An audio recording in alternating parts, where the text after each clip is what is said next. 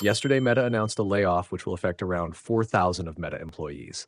It is around 5% of total employees, while Workday has also announced 8.5% layoffs, which is approximately 750 employees. And this number is mentioned in an exhibit published by the United States Securities and Exchange Commission. In this same document, four reasons are mentioned, in which the first and obvious one is investments in the innovation of AI.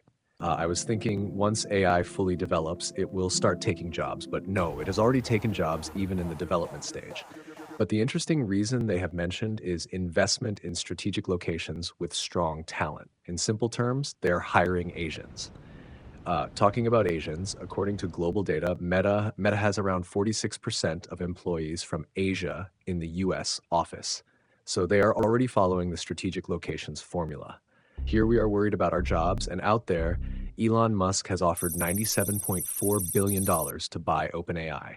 Sam Altman replied with another offer of buying Twitter for $9.74 billion. Let's get back to layoffs. Early this year in January, Mark told his staff that he would raise the bar, and now we have seen the result of that statement. Now, these particular layoffs are not directly because of AI, but in 2023, Mark said this year would be about efficiency. So only efficient employees get to stay.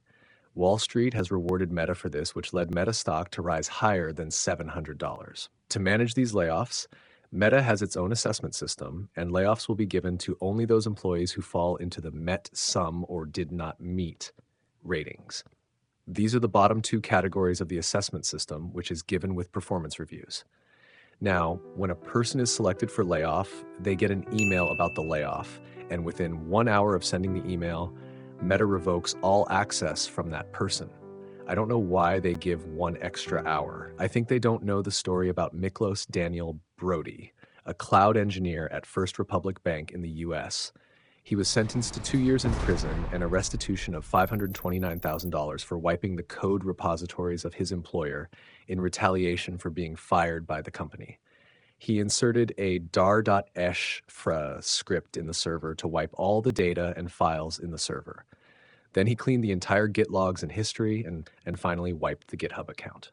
After that, he called the police department and told them that his laptop had been stolen from his car. But after 2 years, he pleaded guilty to lying about the laptop. This is rare because most companies have notice periods and most employees don't have a criminal mindset. They simply serve the period and leave the company like your ex left you. But I think your ex still misses you. So this will give you enough trauma until we meet again. Goodbye, and thank you for your time.